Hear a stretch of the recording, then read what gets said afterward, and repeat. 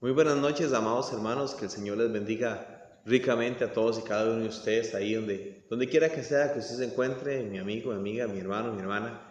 Es una bendición poder compartir con ustedes este ratito de estudio de la palabra. Quisiera invitarle que ahí donde usted está me acompañe a orar para que el Señor nos dirija en este ratito, pues. Oremos. Señor, gracias te damos en esta hora porque tú eres bueno, tu misericordia es para siempre. Gracias porque por tu bondad, Señor, no hemos sido consumidos, así lo establece la Escritura en el libro de Lamentaciones. Y también, Señor Jesucristo, estamos aquí dispuestos a entrar en un tiempo de estudio de la palabra. Necesitamos aprender más de ti, necesitamos, Señor Jesucristo, conocerte más para poder, Señor, transformar nuestra vida con el poder de tu Espíritu Santo, con la palabra, a la imagen tuya. Entendemos que como humanos tenemos muchas falencias, tenemos situaciones de debilidad, pero oramos para que tú nos fortalezcas en medio de esas debilidades, Señor, y que podamos nosotros entrar en las riquezas del fortalecimiento de tu poder en nuestra vida para ser triunfadores todos los días. En esta noche, Señor, me das el privilegio de orar por todos aquellos que están abriendo la puerta de su casa para recibir este estudio. Padre, y pido que a cada uno tú lo bendigas. Le bendiga, Señor, su familia. Bendiga sus trabajos. Bendiga, Señor, la alacena, lo que ahí tiene. Mucho o poco, que lo bendiga, Señor, y lo hagas multiplicar. Que tenga aún para dar a los que no tienen. Oro, Señor, para que tú traigas sanidad si hay alguien que está quebrantado en su salud. Y también, Padre eterno, para que tu gloria se derrame en aquellos que están intentando creer en ti, están intentando creer en tu palabra. Y digo están intentando porque sé que el Espíritu Santo está trabajando en ellos para acercarlos a tu presencia. Señor, dirígenos a través de ese mismo Espíritu Santo en el escudriñar la palabra. Enséñanos la verdad, Señor, y ayúdanos a sacar de esta palabra hermosa, Señor, de tu palabra, la que salió de tu boca, la riqueza que ella tiene, Señor, para que nosotros podamos seguir adelante, Padre eterno, y que podamos también todos los días seguir viendo tu mano poderosa bendiciéndonos. Dirígenos en este ratito, por favor, y llévanos a toda verdad. Bendícenos, por favor, en Cristo Jesús. Amén y amén. Hoy quisiera hablarles, o que compartamos este ratito, acerca de lo que es la convicción. La convicción se define en la siguiente manera. Es la seguridad. La convicción es la seguridad que tiene una persona de la verdad o certeza de lo que piensa y siente. Voy a decirlo de nuevo y voy a leerlo literalmente. Dice, es la seguridad que tiene una persona de la verdad o certeza de lo que piensa o siente. En términos más comunes, es aquello que usted y yo tomamos como una verdad para regirnos. Es aquello que usted y yo tomamos como algo que está firme, inconmovible, para que nosotros podamos poner nuestra vida sobre eso y nos soporte. Por ejemplo, ¿alguna vez usted se ha subido en una escalera? Bueno, sí, me imagino que si usted se ha subido una escalera es porque en algún momento determinó que esa escalera usted le iba a soportar. Eso quiere decir que su convicción sobre esa escalera era que le iba a soportar. Usted se ha subido sobre una mesa, sobre una silla que se tambalea y cuando usted pone su pie siente como que se va a caer. Ahí no hay convicción alguna. La convicción es, si me subo, me caigo. Esa es la convicción que te está determinando la verdad que va a regir la siguiente acción en ese momento. Entonces, es la seguridad que tiene una persona de la verdad, de la certeza, de lo que piensa o siente. Hay gente que no está enferma físicamente, pero su mente le dice, uy, es que yo siento que no soporto las rodillas, y las rodillas están súper sanas. Pero su certeza, su convicción es, estoy enfermo en las rodillas. Entonces siente dolor de rodillas. Algunos campos de la psicología le determinan a este tipo de personas psicosomáticas, que la parte psiquis de la psicología, la parte del pensante, tiene que ver sobre el soma, sobre el cuerpo. Entonces lo que hace es que da, siendo la persona físicamente asintomática, un síntoma mental que le hace sentir los dolores que no existen realmente en el físico. En fin, quisiera hablarles de la convicción. ¿Por qué hablarles de la convicción? Porque es necesario que los cristianos, las personas que dicen que son cristianos hoy en día, mantengan su convicción firme en sus creencias. Si usted no sabe ni lo que cree, usted tiene un serio problema.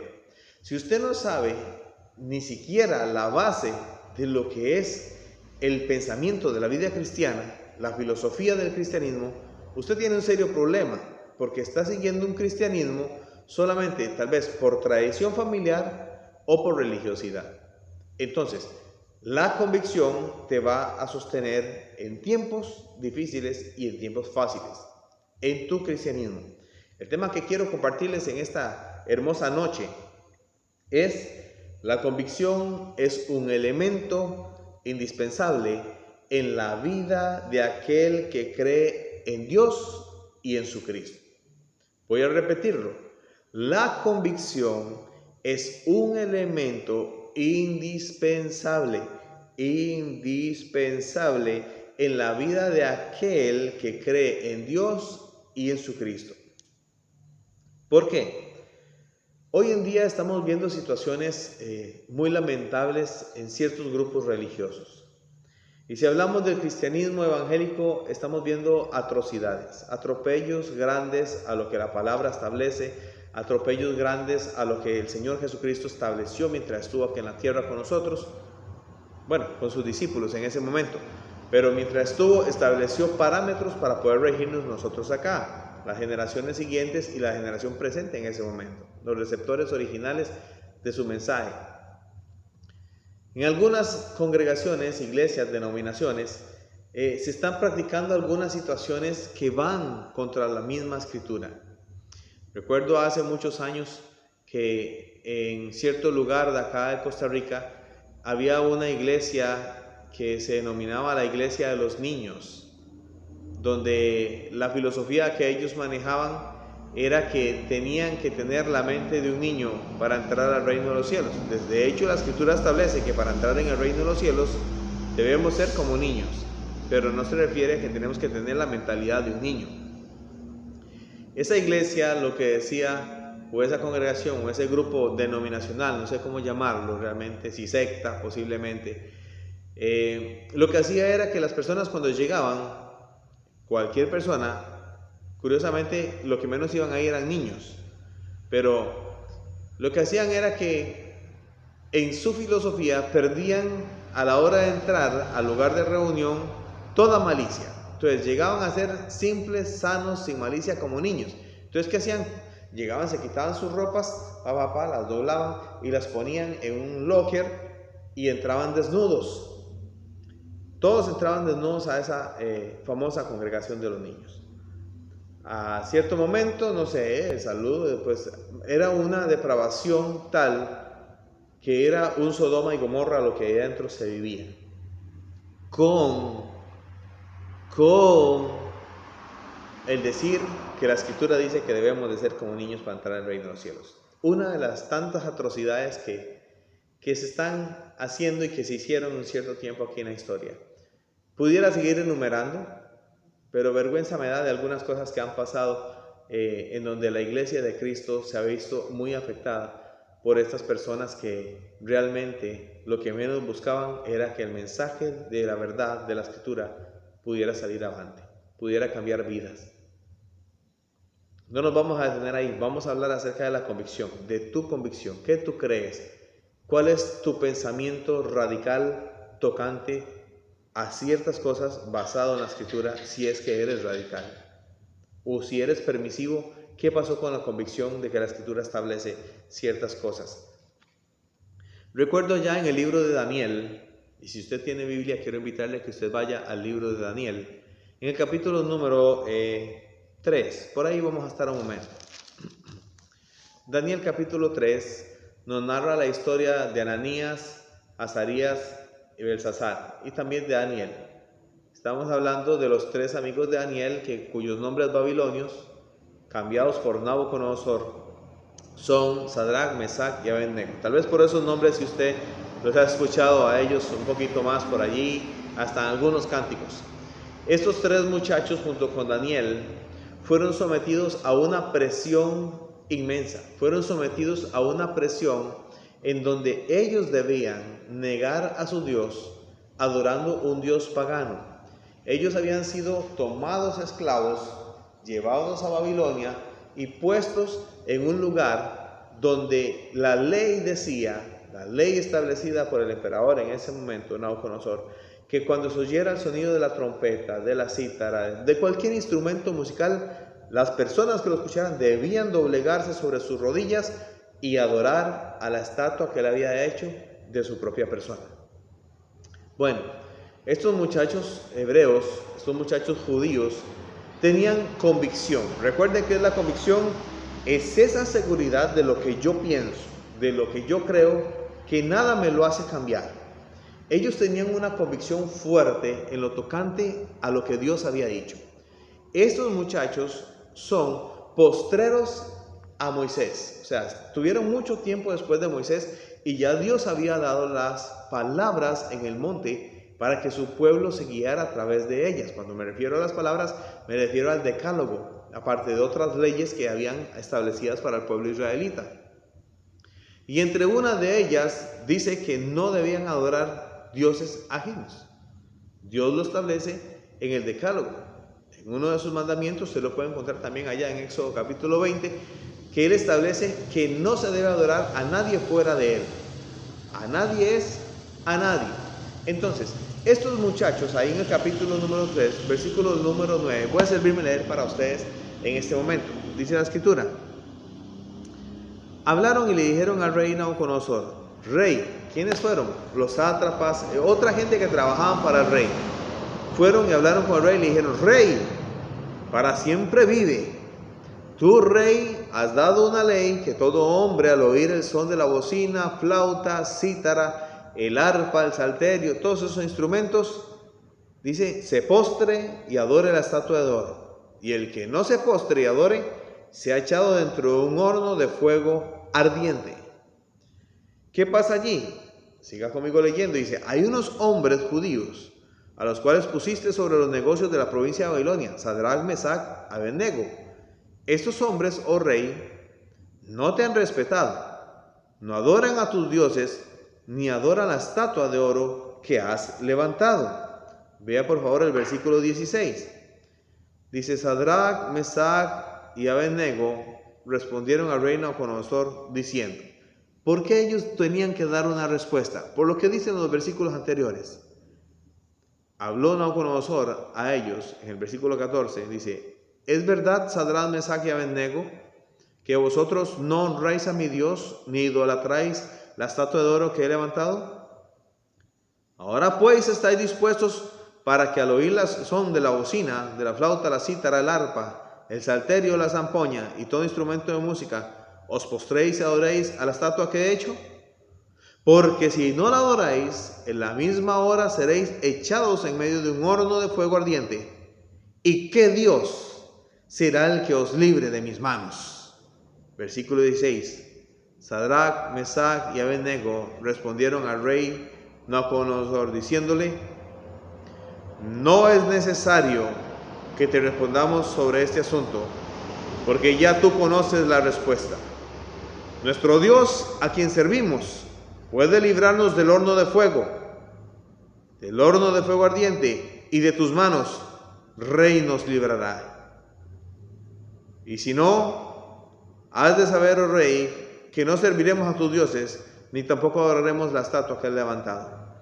Ellos tenían una convicción firme de su creencia, a pesar de lo que pudiera venirles, a pesar del dolor que tuvieran que afrontar, las situaciones difíciles, la vergüenza, el escrutinio, no sé, tantas cosas que ellos tendrían que pasar por mantener su convicción en firme.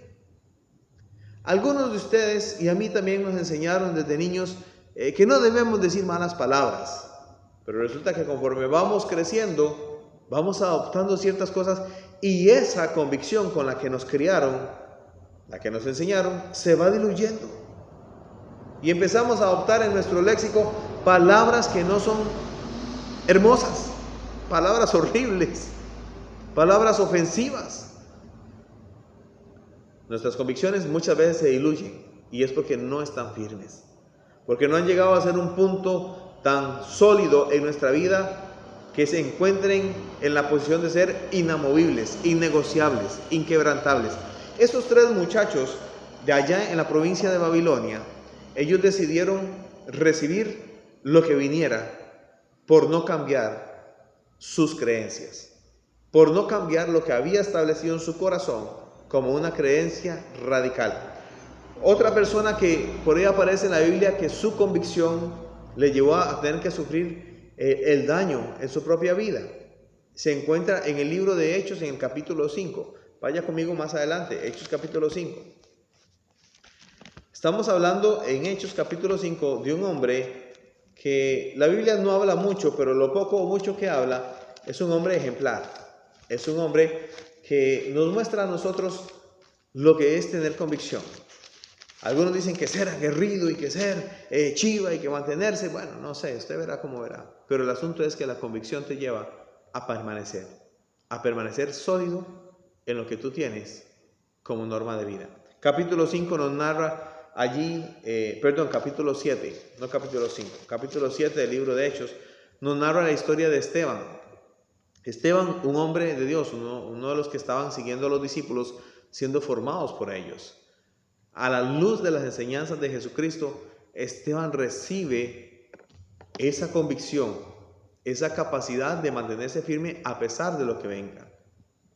En el capítulo número 7, Esteban es llevado al sumo sacerdote para ser confrontado tocante a su fe, tocante a lo que él piensa o cree. Estando allí, él cuenta toda la historia acerca de Jesucristo. Conocía muy bien la historia acerca de Jesucristo, absolutamente todo. Ojalá usted la conozca también como él. Ojalá yo la conozca también como él. Porque si usted no conoce ni lo que cree, entonces, como dije hace un rato atrás, tenemos un serio problema. Tenemos un serio problema. Capítulo 7, versículo 31. Entonces Moisés mirando se maravilló de la visión y al acercarse para observar, vino a él la voz del Señor y le dijo: yo soy el Dios de tus padres, el Dios de Abraham, el Dios de Isaac, el Dios de Jacob. Y Moisés, temblando, no se atrevía a mirar. Le dijo el Señor: quita el calzado de tus pies. ¿Qué está pasando? Esteban está contando una historia que ya los israelitas conocían, ya el sumo sacerdote conocía. Se suponía que él debía entender quién era Jesús, el sumo sacerdote, haberlo reconocido mientras él estaba entre ellos. Pero aún así negó por los aspectos religiosos. Esteban, estando allí en el capítulo 7, versículo 51, al ver que la gente no reacciona al mensaje que les ha dado de todo el argumento histórico, de dónde viene Jesucristo, les dice: duros de cerviz, incircuncisos de corazón y de oídos, vosotros resistís siempre al Espíritu Santo como vuestros padres, así también vosotros, al cual de los profetas no persiguieron vuestros padres, y mataron a los que anunciaban de antemano la venida del justo, a quien vosotros ahora habéis entregado y matado, refiriéndose acerca de Jesucristo. Cuando ellos oían esas cosas se enfurecían, sus corazones ardían y crujían los dientes contra Esteban. Y si usted sigue leyendo esa escritura, dice que en el versículo 57, ellos gritando se tapaban los oídos y arremetieron a una contra él. Lo echaron fuera de la ciudad y ahí lo apedrearon. Algunos hombres llegaron y pusieron sus ropas a una orilla a los pies de un muchacho joven que se llamaba Saulo. Mientras lo apedreaban, Esteban oraba y decía: Señor Jesús, recibe mi espíritu. ¡Qué convicción! ¡Qué firmeza! Hermanos, amigos, nos hace falta un poco de eso. Pero ¿qué pasa? ¿Cómo se adquiere esa convicción? ¿Cómo se adquiere esa firmeza? Bueno, uno de los detalles importantes es que estos hombres prefirieron negarse a sí mismos. Estas personas decidieron negarse a sí mismas, a sus propios deseos, a sus propias pasiones, por creer y dejarse ser transformados por el poder del Espíritu Santo en sus vidas. Daniel y sus amigos allá en el Antiguo Testamento, ellos creían en un Dios, en el Dios poderoso que los había sacado de Egipto hacía muchos años atrás. Y ese Dios iba a responder por ellos, y ese Dios respondió por ellos. Esteban creía en el poder de Jesucristo, y la convicción, esa firmeza en lo que él sabía, sentía y conocía, lo hizo mantenerse a pesar de recibir el oprobio y la lapidación fuera de la ciudad. Si hablamos de Job, en algún momento en la historia de Job, usted puede haber escuchado de él un poco todo lo que pasó. Perdió todos sus bienes, su familia, todo en un día.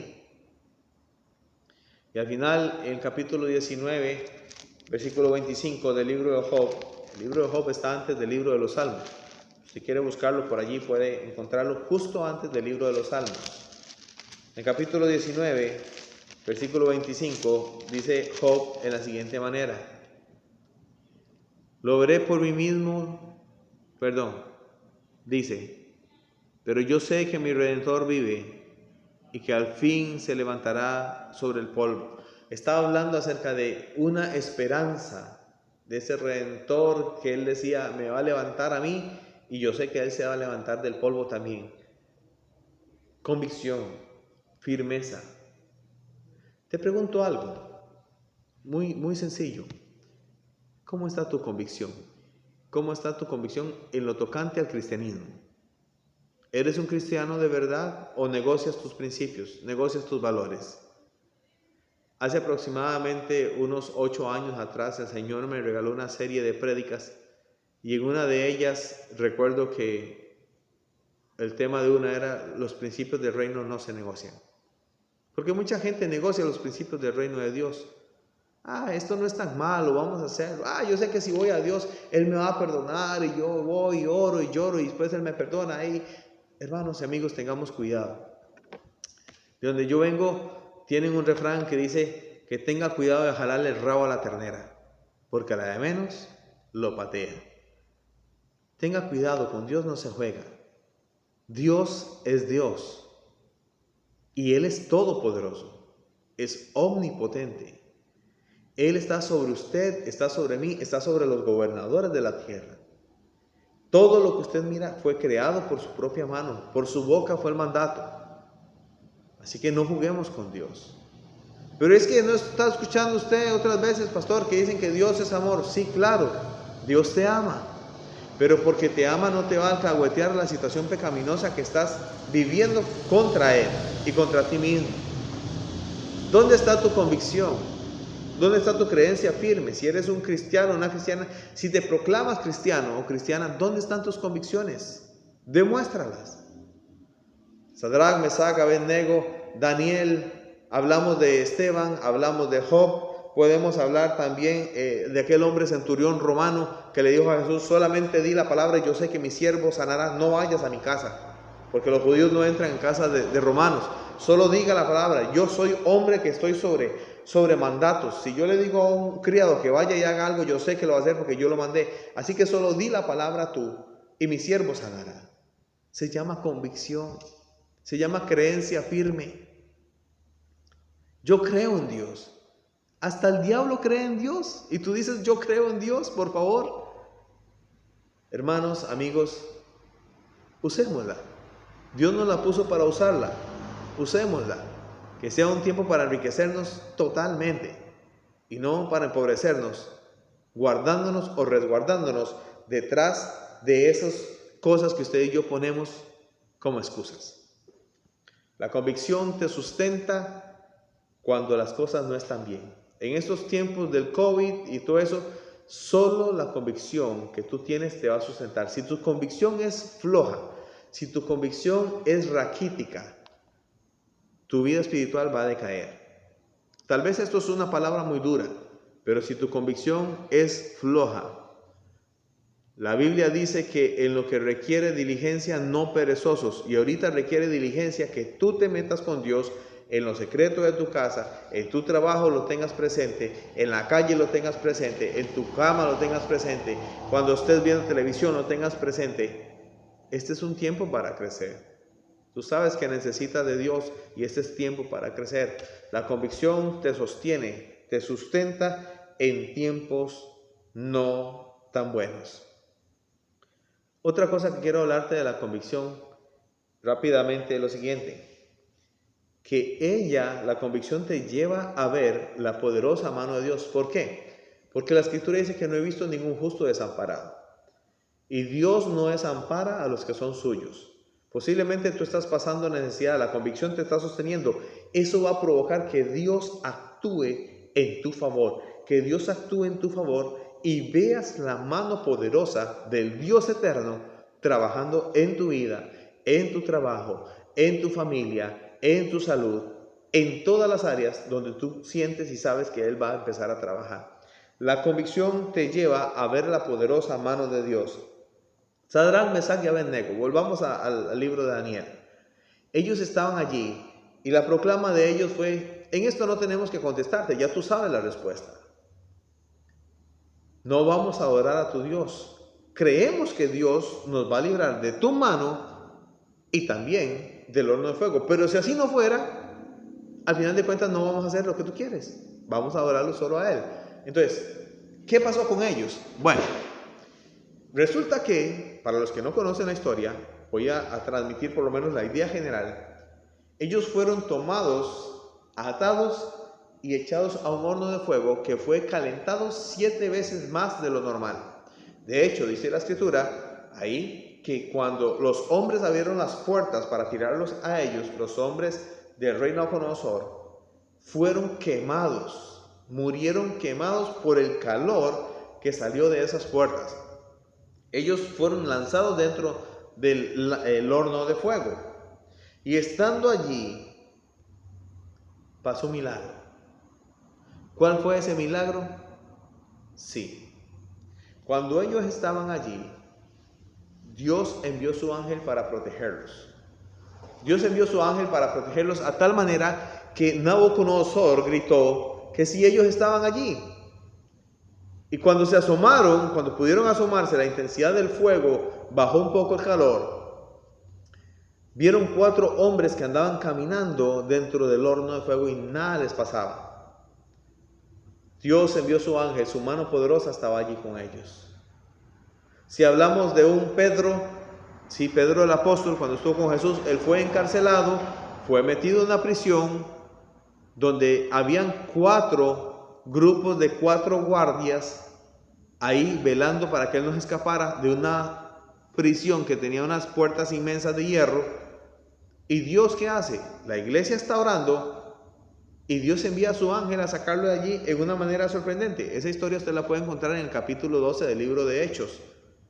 En Hechos 12, del 7 al 10, se nos narra el milagro que aconteció con Pedro. Salió en una manera, no sé si invisible, en una manera, no sé si se durmieron los guardas, no sé, pero salió por en medio de todos hasta llegar a la calle y la puerta inmensa que había antes de salir se le abrió sola y él salió. Pero todos entendemos que no fue que la puerta se abrió sola, fue que Dios abrió la puerta para que él saliera. Dios va a abrir la puerta para que tú salgas de esta si te sostienen de su mano. Si tú entiendes que la convicción es algo importante para poder salir de esta y de muchas más, porque la convicción posiblemente te ha sacado de muchas y te va a seguir sacando la creencia firme en ese Dios de los cielos. Pablo también en cierto momento, cuando iba en un barco que lo trasladaban prisionero y llegaron después de un naufragio a una isla, fue mordido por una serpiente venenosa que la gente decía que fijo se va a morir. Y no se murió. Teniendo la serpiente en su mano, la puso sobre el fuego para que se quemara. La serpiente cayó y eso le sirvió para proclamar el mensaje de salvación a través de Jesucristo. Así que, mis amigos, segunda cosa que quiero externarles en esta noche es que la convicción te lleva a ver la poderosa mano de Dios a tu favor. Lo primero es que la convicción te sustenta.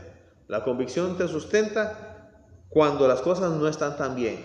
Lo segundo es que la convicción te lleva a ver la poderosa mano de Dios a tu favor, porque Él sabe que tú estás esperando en Él, creyendo en Él. Y lo tercero que quiero decirles en este momento es que la convicción te lleva a declarar, ¿qué cosa? Tu fe en todo momento. Sí, la convicción te lleva a declarar tu fe en todo momento. Y no solamente eso, sino que hace que otros crean por lo que tú estás viviendo. Por lo que están viendo, cómo tú lo estás viviendo. Porque si tú pasas quejándote, pasas renegando, ¿dónde está tu fe? ¿Dónde está tu convicción? David decía en algún momento que él prefería guardar silencio y esperar. Guardar silencio y esperar en Dios. Alma mía, espera en Dios porque aún he de alabarle. Sadrac, Mesach y Abednego, ahí en el capítulo 3 de Daniel, al final de cuentas, lo voy a leer literalmente, cuando ellos fueron librados de toda esa situación del horno de fuego, escuche bien lo que pasó. Cuando salieron, lo sacaron ya del horno, después de haber visto 4 hombres que estaban allí, en el versículo número 26 del capítulo 3 de Daniel, dice: Nabucodonosor se acercó a la puerta del horno de fuego ardiente y le dijo: Sadrac, Mesach, Abednego, siervos del Dios Altísimo, salid de ahí y venid. Sadrac, Mesach y Abednego salieron de en medio del fuego. Y se juntaron todos los gobernadores, sátrapas, capitanes, consejeros del rey para mirar a estos hombres, cómo sus cuerpos y ni aun su cabello, el de sus cabezas, se había quemado. Sus ropas estaban intactas, ni siquiera tenían olor a fuego. Y Nabucodonosor dijo: bendito sea el Dios de Sadrac, Mesach y Abednego, que envió su ángel y libró a sus siervos que confiaron en él, los cuales no cumplieron el edicto del rey y entregaron sus cuerpos antes que servir y adorar a otro Dios que no sea su Dios. ¿Qué está pasando? La convicción de esos muchachos llevó a que el rey de Babilonia entendiera que no había Dios como el Dios de ellos. De hecho, que el Dios de ellos era el que salvaba. Que el Dios de ellos estaba por sobre él mismo como rey. Por sobre sus creencias. ¿Qué pasó? La convicción de Nabucodonosor se movió en ese momento al punto de llegar a entender que por la convicción que estos 3 muchachos tenían, él tenía que cambiar sus principios, valores y pensamientos, su filosofía. Cuando tú te mantienes en las cosas del Señor, a pesar de lo que venga, sigues proclamando el nombre del Señor, sigues dándole gracias a pesar de que no entiendes lo que estás viviendo, la gente de alrededor va a ver que tú estás haciendo algo que no es muy lógico dentro de lo normal, pero que te va a producir grandes resultados. Y en ellos producirá grandes resultados. Cuando hablamos de un Nehemías, en el capítulo 2, versículo 20 del libro de Nehemías, después de haber sido burlado por algunos hombres de allí, Nehemías dice, en la reconstrucción de los muros de Jerusalén, dice: el Dios de los cielos, Él nos prosperará. Está hablando de esa declaración hermosa de creencia absoluta en lo que Dios iba a hacer. Nehemías establece un parámetro donde le declara a otros lo que él sabía y creía que Dios iba a hacer. Dice el versículo 20 del capítulo 2: yo le respondí: el Dios de los cielos, Él nos prosperará. Y nosotros sus siervos nos levantaremos y edificaremos, porque vosotros no tenéis parte ni derecho ni memoria en Jerusalén. Hablándole a aquellos que estaban contrarios a lo que él tenía como plan de Dios, hacer el trabajo de reconstrucción. Párate firme, detente un momento y dale la gloria a Dios. No permitas que nada te robe el privilegio de poder mostrar tus convicciones a otros. Tus convicciones de vivencia cristiana. Pablo también en Roma hace que otros por algún momento entiendan el plan de Dios para su vida y se conviertan al cristianismo. Tu convicción o la convicción es un elemento indispensable en la vida de aquel que cree en Dios y en su Cristo. ¿Tú crees en Dios y en su Cristo? ¿Cómo está tu convicción? ¿Estás convencido de eso? ¿De lo que Cristo ha dicho? ¿Estás convencido de lo que dice la Escritura? ¿Estás convencido de lo que Él tiene determinado para los tiempos? ¿Estás convencido de sus prohibiciones? ¿Estás convencido también de sus aperturas para que hagamos? ¿Estás convencido de sus mandatos? ¿Estás convencido, estás convencida de sus lineamientos? ¿De no al yugo desigual y todo eso? Porque si no estás convencido, si no estás convencida, si tu convicción está flaqueante, tocante a tu creencia, hay un serio problema de raíz. Y el problema es que cuando llegue la hora de la prueba, cuando llegue la hora de la tentación, posiblemente tú vayas a negociar los principios del reino. Los principios del reino no se negocian, tu convicción te va a sostener. ¿Quieres orar conmigo para que el Señor nos ayude a sostenernos en medio de estos tiempos y que la convicción crezca? Antes de orar, quisiera recordarte solamente lo que Hebreos en el capítulo 11 nos recuerda. Y Hebreos nos habla a nosotros de algo maravilloso, gente que son dignos de imitar. Nos habla de la fe, nos habla de Abraham, nos habla de Isaac, nos habla de Sara, nos habla de muchas personas. Le animo a que usted pueda leer Hebreos capítulo 11, cómo ellos por la fe, por su convicción, por su creencia, por no negociar los principios, obtuvieron bendición. Ora conmigo. Padre, en esta hora yo doy gracias por todo lo que has hecho. Gracias por tu palabra. Tú nos conoces a cada uno, Señor, a cada una. Tú nos hiciste, pero queremos poner, Señor, hoy sobre la mesa nuestro nivel, Señor, de credibilidad a lo que tú has dicho, a lo que se establece en la Escritura. Posiblemente a estas alturas del partido, Señor, hemos negociado muchas cosas que no debieron haberse negociado nunca jamás. Y hoy, Señor Jesús, nosotros entendemos que los principios del reino no se negocian y que debemos tener una convicción firme y sólida, Señor, que nos llevará a sostenernos en tiempos de angustia, en tiempos difíciles, a ver tu mano poderosa, Señor, sobre nuestras vidas y a observar, Señor, que otros proclamen tu verdad a través del testimonio que nosotros demos. Ayúdanos a sostenernos, Señor, en firmes convicciones, salidas de la palabra. Y que donde quiera que sea que andemos, no cambiemos por el entorno, ni tampoco por la situación que nos sobrevenga, sino que nos mantengamos como Esteban, como Sadrach, Mesach y Abednego, como el mismo Pablo, Señor, como tú lo hiciste, siendo fiel hasta la muerte y muerte de cruz. Gracias por tu palabra, por la bendición que eres para nosotros. En Cristo Jesús. Amén. Estimado amigo, mi estimada amiga, mi hermano, mi hermana, muy buenas noches. Desde acá un abrazo a todos ustedes, que Dios me los bendiga mucho. Estoy orando para que pronto nos veamos. El amor de Dios, la paz del Señor sea con ustedes. Desde Guásimo, Limón, hermanos, les enviamos un fuerte abrazo a todos, donde quiera que sea que se encuentren. Que Dios los bendiga a todos. Muy buenas noches.